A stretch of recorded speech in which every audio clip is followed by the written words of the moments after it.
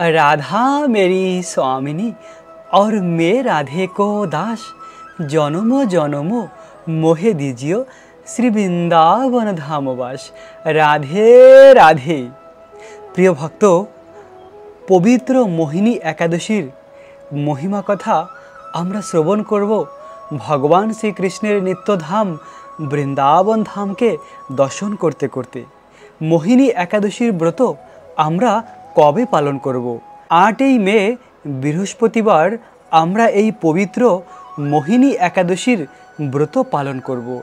অপার মহিমা রয়েছে মোহিনী একাদশীর। বিশেষ করে এই একাদশীর ব্রত ভগবান আমাদের জন্য সৃষ্টি করেছে। আমরা এই সংসারের দুঃখ কষ্ট থেকে চিরকালের জন্য মুক্তি পেতে পারি একাদশীর ব্রত পালন করে, নিষ্ঠা সহকারে ভগবানের ভক্তি করে, দুঃখময় সংসার থেকে মুক্তি লাভ করে ভগবানের নিত্যধাম প্রাপ্ত হওয়া। একাদশীর আগের দিন অর্থাৎ 7ই মে নিরামিষ আহার গ্রহণ করবেন। আর একাদশীর দিন ব্রহ্ম মুহূর্তে ঘুম থেকে উঠে স্নান করে তিলক ধারণ করে তুলসী মহারানীর আরতি করুন, তুলসী মহারানীর পূজা করুন, তুলসী মহারানীর পরিক্রমা করুন। আর একাদশীর পুরো দিন কৃষ্ণ ভাবনামিত হয়ে অতিবাহিত করুন, ভগবানের দিব্য নাম জপ করুন, বৃন্দাবন ধামকে দর্শন করুন। একাদশীর পরের দিন নির্দিষ্ট সময় পালন করুন। আর একাদশীর পরের দিনও নিরামিষ আহার গ্রহণ করা উচিত। আর যারা প্রসাদ ভোজী তাদের তো কোনো কথাই নেই। এভাবে একাদশীর আগের দিন আর পরের দিন নিরামিষ আহার গ্রহণ করবেন। আর একাদশীর দিন 8ই মে বৃহস্পতিবার শুধুমাত্র ফল আর জল খেয়ে এই একাদশীর ব্রত পালন করুন আর ভগবানের বিশেষ কৃপা লাভ করুন। প্রিয় ভক্ত, পৃথিবীর সকল স্থানেই এই একাদশীর ব্রত 8ই মে বৃহস্পতিবার। শুধুমাত্র আমেরিকা, দক্ষিণ আমেরিকা, উত্তর আমেরিকা, আমেরিকার সকল দেশে এই একাদশীর ব্রত 7 মে। আমেরিকাতে যারা রয়েছেন তারা এই ব্রত পালন করবেন 7ই মে। তো এখন আমরা মোহিনী একাদশীর ব্রত কথা শ্রবণ করব। কুর্ম পুরাণে বৈশাখ শুক্লপক্ষের মোহিনী একাদশীর ব্রত মাহাত্ম্য বর্ণনা করা হয়েছে। মহারাজ যুধিষ্ঠির বললেন, হে জনার্দন, বৈশাখ শুক্লপক্ষীয় একাদশীর কি নাম, কি ফল, কি বা বিধি, এ সকল কথা আমার নিকট বর্ণনা করুন। উত্তরে ভগবান শ্রীকৃষ্ণ বললেন, হে ধর্মপুত্র, আপনি আমাকে যে প্রশ্ন করেছেন, পূর্বে শ্রী রামচন্দ্র বৈশিষ্ট্যর কাছে এই কথাই প্রশ্ন করেছিলেন।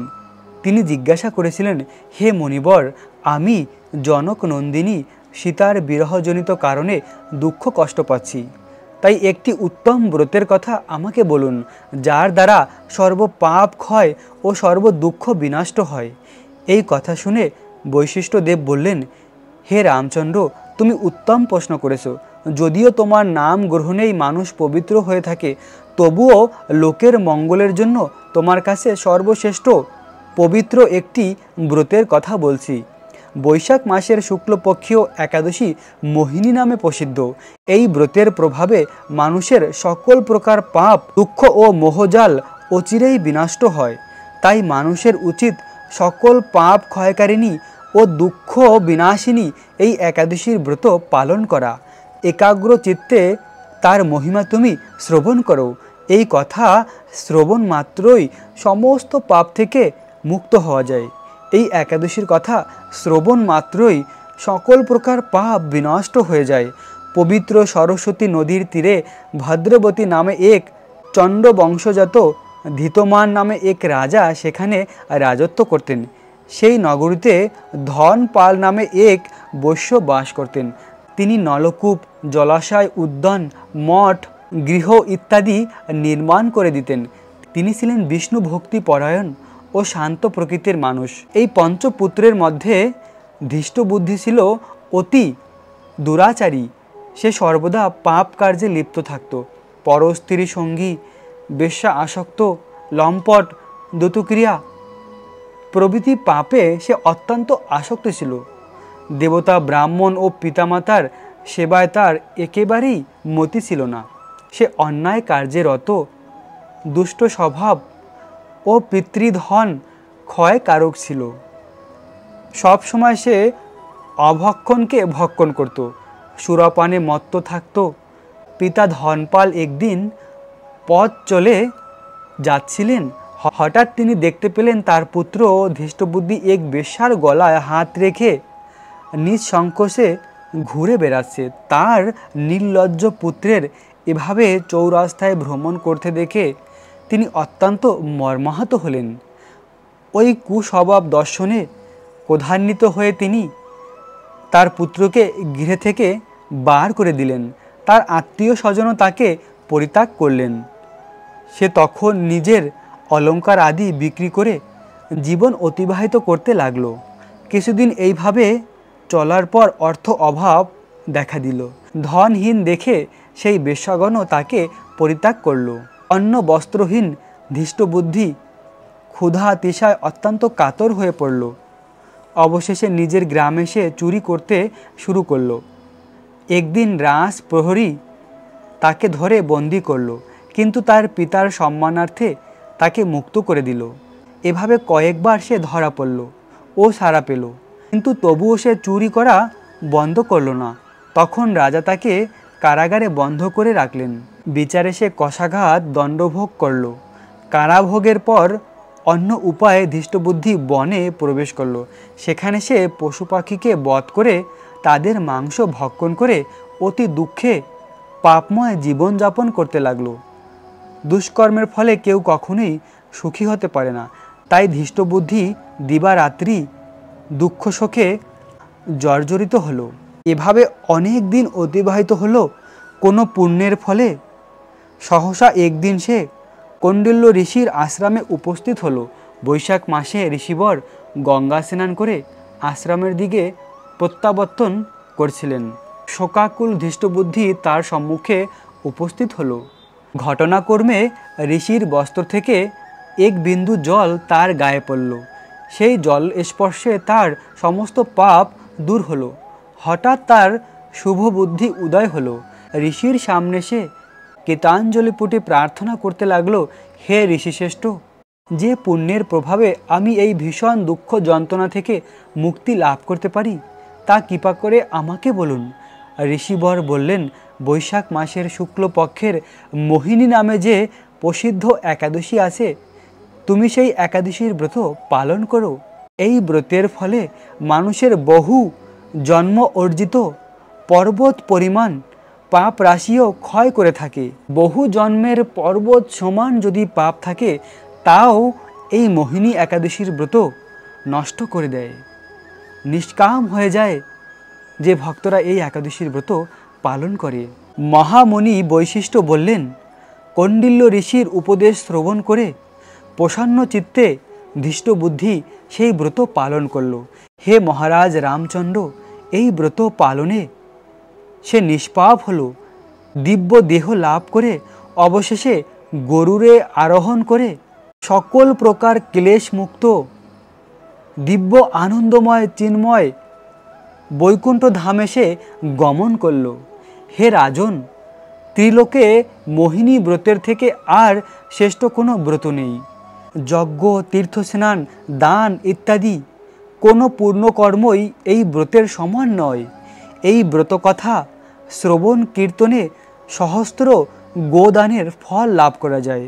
প্রিয় ভক্ত, কোনো রকমের যজ্ঞ, তীর্থস্নান কোনো কিছুই এই ব্রতের সমতুল্য নয়। এই ব্রত এত শ্রেষ্ঠ, এত মহান, এই মোহিনী একাদশীর ব্রত সমস্ত প্রকার তীর্থস্নান, যজ্ঞ আদির থেকেও বেশি ফল প্রাপ্ত হওয়া যায়। সহস্র গোদানের ফল প্রাপ্ত হওয়া যায় এই একাদশীর ব্রত পালন করার মাধ্যমে। তাই আপনারা সকলে এই মোহিনী একাদশীর ব্রত নিষ্ঠা সহকারে পালন করুন। প্রিয় ভক্ত, এই ব্রত আপনাদের সকল প্রকার শান্তি প্রদান করবে এবং অপ্রাকৃত আনন্দ লাভ করবেন। জীবাত্মা কষ্ট দুঃখ ভোগ করে পাপের কারণে, আর এই সমস্ত পাপ থেকে মুক্ত হওয়া যায় একাদশীর ব্রত পালন করার মাধ্যমে। তাই তো এই একাদশী এত পবিত্র। মাধব তিথি ভকতির জননী যতনে পালন করি। এই মাধব তিথি ভক্তির জননী। এই ব্রত পালন করলে অনন্য রাধাকৃষ্ণের প্রেম ভক্তি লাভ করা যায়। প্রিয় ভক্ত, বৃন্দাবন ধামকে ভালোবাসুন, একাদশীর ব্রত পালন করুন, আর ভগবানের দিব্য নাম, যে নাম রাধা আর কৃষ্ণ থেকে অভিন্ন, সেই নাম জপ করুন। হরে কৃষ্ণা কৃষ্ণ কৃষ্ণ হরে হরে, হরে রাম রাম রাম হরে হরে। প্রিয় ভক্ত, আমি দীর্ঘকাল ধরেই হোমিওপ্যাথি মেডিসিনের প্র্যাকটিস করি। আর নিউ দিল্লিতে আমার চেম্বার রয়েছে। তো আপনাদের সকলের যার যা কিছু সমস্যা রয়েছে, তো আমার এই নাম্বারে ফোন করে যোগাযোগ করুন। আমি আপনাদের সকলকে চিকিৎসা প্রদান করব। আপনারা অবশ্যই ভগবানের কৃপায় সুস্থ হয়ে যাবেন। প্রথম থেকেই খুব ভালো মেডিসিন প্রদান করে খুব তাড়াতাড়ি আপনাদের সুস্থ করে তুলব ভগবানের কৃপায়। তাই আপনারা আমার এই নাম্বারে যোগাযোগ করুন, আপনাদের সমস্যার কথা বলুন। আমি আপনাদের জন্য মেডিসিন এখান থেকে কুরিয়ারের মাধ্যমে পাঠিয়ে দেব। ভারতের সকল স্থানেই মেডিসিন পাঠানো হয়। আসলে যদি কোনো সমস্যা থাকে আমাদের শরীরে, তাহলে কৃষ্ণ ভক্তির সবথেকে বড় বাধা সেটা। তাই সেই সমস্যা থেকে মুক্তি লাভ করে ভালো করে কৃষ্ণ ভক্তি করে কৃষ্ণের নিত্যধাম ফিরে যাওয়ার জন্য আমাদের নিজেকে তৈরি করা উচিত। এই সংসারকে বলা হয় দুঃখালয় মশাশতম। এখানে কখনো নিত্য সুখ আনন্দ লাভ করা যায় না। নিত্য আনন্দ নিত্য সুখ রয়েছে ভগবানের ধামে, গোলক বৃন্দাবন। আর সেই গোলক বৃন্দাবন আমরা প্রাপ্ত করতে পারি ভক্তির মাধ্যমে। প্রিয় ভক্ত, এখন আমরা একাদশীর পরের দিন যে পারণের সময়সীমা রয়েছে, ওই পারণের সময় জেনে নেব। বাংলাদেশের ভক্তরা একাদশীর পালন করবেন সকাল 5টা 25 থেকে 9টা 36-এর মধ্যে। পশ্চিমবঙ্গের পালনের সময় সকাল 5টা থেকে 9টা 19-এর মধ্যে। দিল্লির পালনের সময় সকাল 5টা 34 থেকে 10টা 3-এর মধ্যে। বৃন্দাবনের পালনের সময় সকাল 5টা 34 থেকে 10টা 1-এর মধ্যে। উত্তরপ্রদেশের পালনের সময় সকাল 5টা 22 থেকে 9টা 49-এর মধ্যে। মুম্বাই মহারাষ্ট্রের পালনের সময় সকাল 6টা 6 থেকে 10টা 25-এর মধ্যে। পুনে মহারাষ্ট্রের পালনের সময় সকাল 6টা 3 থেকে 10টা 21-এর মধ্যে। নাগপুর মহারাষ্ট্রের পালনের সময় সকাল 5টা 38 থেকে 9টা 59-এর মধ্যে। চেন্নাই তামিলনাড়ুর পালনের সময় সকাল 5টা 45 থেকে 9টা 58-এর মধ্যে। ভুবনেশ্বর উড়িষ্যার পালনের সময় সকাল 5টা 12 থেকে 9টা 33-এর মধ্যে। ঝাড়খণ্ডের পালনের সময় সকাল 5টা 8 থেকে 9টা 32-এর মধ্যে। বিহারের পালনের সময় সকাল 5টা 4 থেকে 9টা 30-এর মধ্যে। ছত্তিশগড়ের পালনের সময় সকাল 5টা 26 থেকে 9টা 47-এর মধ্যে। শিলং মেঘালয়ের পালনের সময় সকাল 4টা 40 থেকে 9টা 6-এর মধ্যে। গুয়াহাটি আসামের পালনের সময় সকাল 4টা 40 থেকে 9টা 6-এর মধ্যে। আগরতলা ত্রিপুরার পালনের সময় সকাল 4টা 45 থেকে 9টা 9-এর মধ্যে।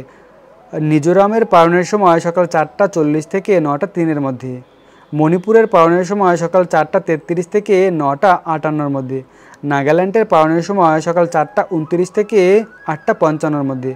অরুণাচল প্রদেশের পালনের সময় সকাল 4টা 32 থেকে 8টা 59-এর মধ্যে। সিকিমের পালনের সময় সকাল 4টা 50 থেকে 9টা 18-এর মধ্যে। উত্তরাখণ্ডের পালনের সময় সকাল 5টা 23 থেকে 9টা 54-এর মধ্যে। হিমাচল প্রদেশের পালনের সময় সকাল 5টা 28 থেকে 10টা 1-এর মধ্যে। পাঞ্জাবের পালনের সময় সকাল 5টা 37 থেকে 10টা 9-এর মধ্যে। হরিয়ানার পালনের সময় সকাল 5টা 36 থেকে 10টা 6-এর মধ্যে। রাজস্থানের পালনের সময় সকাল 5টা 51 থেকে 10টা 17-এর মধ্যে। গুজরাটের পালনের সময় সকাল 6টা 5 থেকে 10টা 28-এর মধ্যে। মধ্যপ্রদেশের পালনের সময় সকাল 5টা 37 থেকে 10টার মধ্যে। হায়দ্রাবাদ তেলেঙ্গানার পালনের সময় সকাল 5টা 46 থেকে 10টা 3-এর মধ্যে। গোয়ার পালনের সময় সকাল 6টা 6 থেকে 10টা 22-এর মধ্যে। ব্যাঙ্গালোর কর্ণাটকের পালনের সময় সকাল 5টা 55 থেকে 10টা 9-এর মধ্যে। কেরালার পালনের সময় সকাল 6টা 3 থেকে 10টা 14-এর মধ্যে। জম্মু কাশ্মীরের পালনের সময় সকাল 5টা 36 থেকে 10টা 10-এর মধ্যে। নেপালের পালনের সময় সকাল 5টা 18 থেকে 10টা 46-এর মধ্যে। ভুটানের পালনের সময় সকাল 5টা 16 থেকে 9টা 44-এর মধ্যে। শ্রীলঙ্কার পালনের সময় সকাল 5টা 54 থেকে 10টা 3-এর মধ্যে। মালদ্বীপের পালনের সময় সকাল 5টা 53 থেকে 9টা 59-এর মধ্যে। মায়ানমারের পালনের সময় সকাল 5টা 32 থেকে 9টা 52-এর মধ্যে। পাকিস্তানের পালনের সময় সকাল 5টা 11 থেকে 10টা 46-এর মধ্যে। মালয়েশিয়ার পালনের সময় সকাল 7টা 2 থেকে 11টা 7-এর মধ্যে। সিঙ্গাপুরের পালনের সময় সকাল 6টা 55 থেকে 9টা 59-এর মধ্যে। অস্ট্রেলিয়ার পালনের সময় সকাল 6টা 46 থেকে 10টা 15-এর মধ্যে। নিউজিল্যান্ডের পালনের সময় সকাল 7টা 16 থেকে 10টা 36-এর মধ্যে। দুবাই আবুধাবির পালনের সময় সকাল 5টা 42 থেকে 10টা 2-এর মধ্যে। সৌদি আরবের পালনের সময় সকাল 5টা 12 থেকে 9টা 37-এর মধ্যে। বাহরাইনের পালনের সময় সকাল 5টা 54 থেকে 9টা 21-এর মধ্যে। কুয়েতের পালনের সময় সকাল 4:59 থেকে 9:29-এর মধ্যে, কাতারের পালনের সময় সকাল 4:52 থেকে 9:17-এর মধ্যে, ওমানের পালনের সময় সকাল 5:27 থেকে 9:51-এর মধ্যে, জর্ডানের পালনের সময় সকাল 5:43 থেকে 10:16-এর মধ্যে। এই ছিল পৃথিবীর অনেক স্থানের একাদশীর পরের দিনের পালনের সময়সীমা। প্রিয় ভক্ত, এই সময় মতন আপনারা পালন করে একাদশীর ব্রতকে সম্পূর্ণ করবেন। আপনারা সকলে এই ব্রত পালন করে ভগবানের বিশেষ কৃপা লাভ করুন।